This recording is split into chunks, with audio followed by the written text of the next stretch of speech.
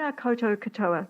Thank you for the invitation to speak, and kia ora to all the people who are out there in the ether. Huge topic, 20 minutes. Here goes. I want to make 6 high-level points that are all pretty basic, and I'm going to have to go at a fairly fast clip, so try to keep up with me. I hope I'm keeping it simple. Number one point, think carbon, not renewable energy. Renewable energy is not necessarily the same as low carbon. This might sound trivial, but it's essential to put your carbon glasses on if you're going to think clearly. The renewable good, non-renewable bad idea is an artifact of the 1970s, when OPEC was on the rise and we all thought the world was running out of oil, and I'm old enough to remember I was there.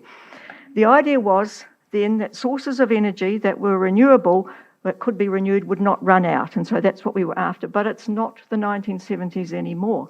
We are not running out of energy. For a start, we have heaps of coal in the Earth's crust that could keep us going for hundreds of years. What we're running out of is the ability of the atmosphere to absorb greenhouse gases and keep the climate stable. So renewability is not the point. It's not difficult to think of energy projects, renewable energy projects that have high carbon footprints. Some biofuels can easily fall into this category. In the Resource Management Act, the RMA, geothermal energy is classed as renewable, but 2 of our geothermal power plants are worse than gas power plants for emitting CO2. So, and on the other hand, non-renewable forms of energy are not equally evil. Coal is much worse than gas. Numbers matter. That's the bottom line for me. Numbers matter. And for this reason, because renewable energy and low carbon are not necessarily the same thing, I feel that the government's goal of 100% renewable electricity by 2030 misses the point. That was my first point. Think carbon, not renewable. Second point, think demand first, supply later. Think about reducing demand first, and then once you've done that, think about increasing supply. So demand, energy consumption, how can we reduce it? How can we use energy more efficiently? How can we shift demand to times when the fossil fuel power plants are unlikely to be generating? New Zealand has slowly got better at this. I was delighted to hear that one of our speakers is going to be talking about LED light bulbs today.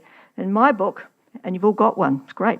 In my book, LED light bulbs get a double tick. A tick for how much energy they save. They use far less electricity than other light bulbs. And a second tick for when that energy is saved, when that electricity is saved. Because LED light bulbs save electricity on dark winter mornings and evenings when the electricity system is running hard and Huntley and the gas power plants are most likely to be spewing out carbon dioxide. Sorry about spewing, that was a bit casual.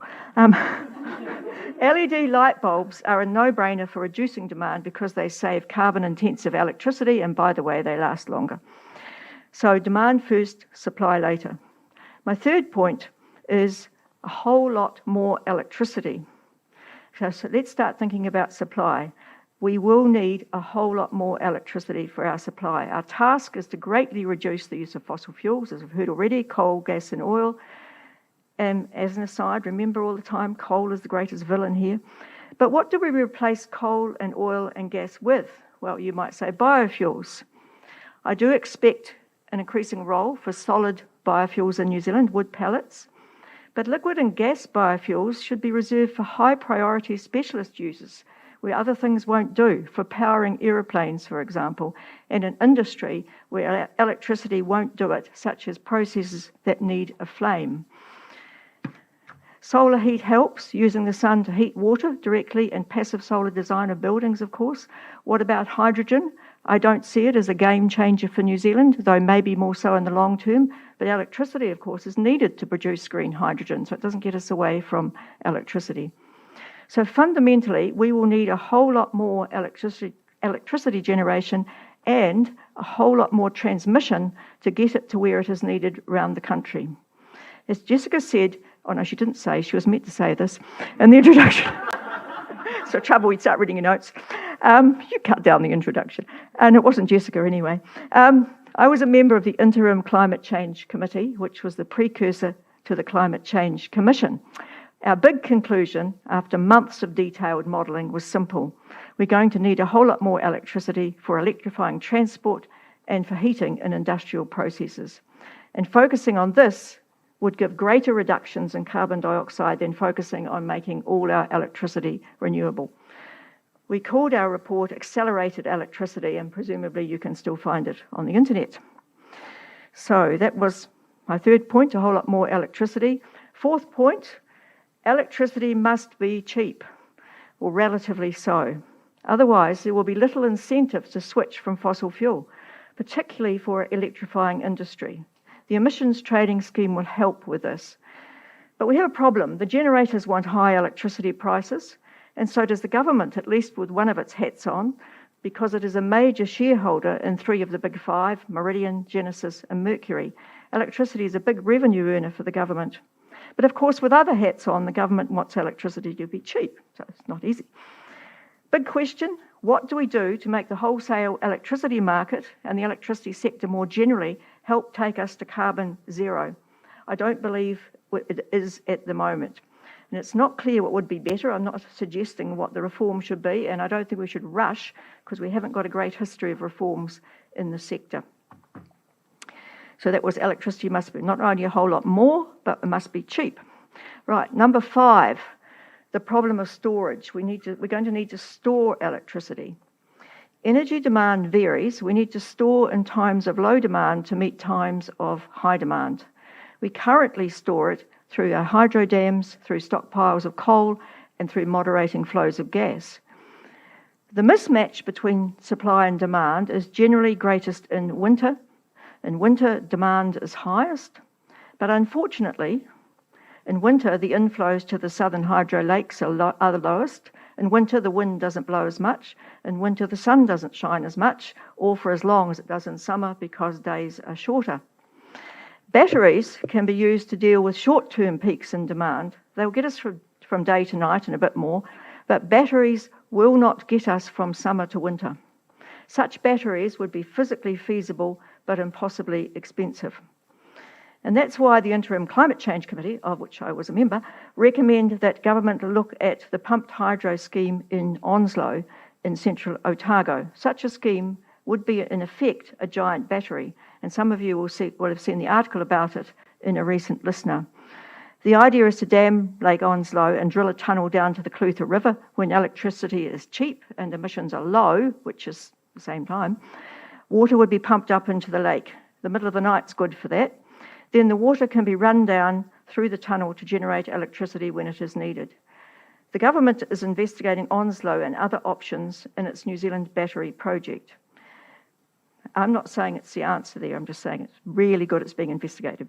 But I am picking that the big generators will hate the idea, already and over there, because it would make all their assets worth less. When there's plenty of water in Onslow, it could be used to reduce the price that everyone gets. Okay, that was a problem of storage. Number 6, the Resource Management Act and trade-offs. The RMA and whatever is to replace it. We believe there's something coming at some point. The RMA does not mention climate change. It gives no guidance on how to deal with trade-offs between reducing greenhouse gases and other environmental goods. I remember Nick Smith saying how hard it is to get consents for renewable power plants. And in a way, this isn't surprising. Renewable power plants spread a net to capture natural energy flows, whether they be flowing water, wind turbines across a landscape, or in the future, maybe solar ranches, as the Americans call them. But a gas power plant is nice and tidy, and apart from sending carbon dioxide into the atmosphere, has a small environmental footprint. We can see the problem very clearly with wind farms. They attract heaps of objections, although they do no permanent damage, which is a bottom line for me. New Zealand has the best wind in the world. I was told that by a Danish engineer when we were standing on top of one of the West Wind turbines in Wellington. I remember it clearly, even though I was slightly terrified at the time. When the Interim Climate Change Committee did its detailed modelling of the electricity sector out to 2035, most of the new power plants envisaged in the model were wind, many of them already consented. But there are time limits on those consents and some would have already lapsed. And hydro schemes are now seen differently from what they were. We're beginning to protect iwi Māori rights and interests in fresh water and setting stricter limits on minimum flows to protect or restore the ecology of rivers. I find it rather ironic that the modern conservation movement began with opposition to a renewable energy project. I'm talking about Manapuri. We know that reducing greenhouse gases is urgent, but urgency is not the defining characteristic of RMA processes. So, in summary, number one, think carbon, not renewability. Number two, think reducing demand first, not increasing supply. Number three, when you do start thinking about increasing supply, a whole lot more electricity generation and transmission. Don't forget the transmission, that's going to get a lot of objections. Fourthly, electricity must be cheap, otherwise people won't switch to it. Fifthly, we've got to go and have the problem of storage is going to get bigger because renewable energy sources are intermittent. So the problem of storage is a big one. And finally, the RMA and the challenging trade-offs we're going to see there. And I thought I would end with a little story. So no one's pinged me yet, so I'm probably well within time, right? To show you how none of this is easy and how firmly it is embedded in our culture. Last week, I gave a talk on climate change to a whole lot of men. The women made the tea. And at the end of it, they presented me with a bottle of wine and an envelope. And when I took the envelope home and opened it, I found there was a whole lot of petrol vouchers. So that is sort of, in a way, a perfect illustration of how firmly all of this is embedded in our culture. Thank you very much.